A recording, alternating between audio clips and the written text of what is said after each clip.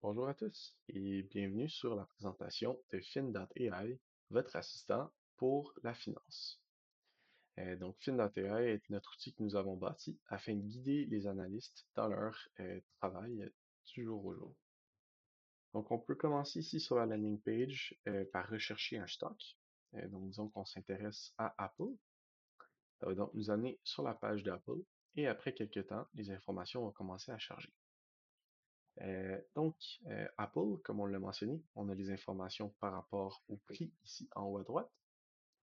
Euh, L'objectif de notre plateforme est de synthétiser l'ensemble des informations qui sont disponibles sur un stock spécifique en une plateforme concise, claire et élégante qui permet d'accélérer le workflow de l'analyste.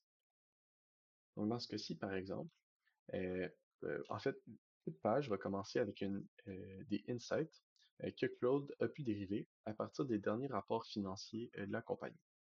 Donc, par exemple, ici, pour Apple, on a utilisé le DISCA, la source, pour dériver ce insight-ci. Si on continue plus bas, on a des informations quant au prix en fonction du temps, assez classique. Ici plus bas, on a les informations fondamentales du stock, le earning per share, etc. Un peu plus bas ici, on a une analyse technique.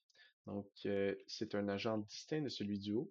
Celui-ci va plutôt utiliser une série d'actions qu'on lui a définies euh, et une base de connaissances distinctes afin de venir faire ces calculs et d'analyser euh, la, la pertinence du point de vue technique du stock.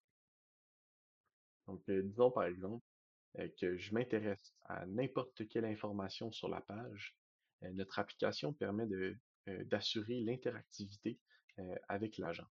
Donc, par exemple, si je clique sur l'analyse technique, je peux en savoir plus en ouvrant le chat sur le côté. De cette manière-là, on référence l'élément et ensuite, Claude va nous expliquer en fait sa méthodologie pour voir ces résultats-là. Disons que j'ai des questions additionnelles. Disons que je veux savoir SMA ici, ça veut dire quoi? Je peux lui demander What is SMA? Puis un peu plus tard, et voilà, il va nous dire Simple Moving Average, nous donner sa réponse. Un peu plus bas ici, on a des nouvelles par rapport au stock, une analyse de sentiment. Donc ça ici, c'est vraiment pour faire la différence, une analyse comparative avec le secteur. Donc on a les sentiments pour le secteur, les sentiments pour le stock. Et pour toute nouvelle, on a des sources, évidemment, pour s'assurer de la véracité. Merci beaucoup. Au revoir.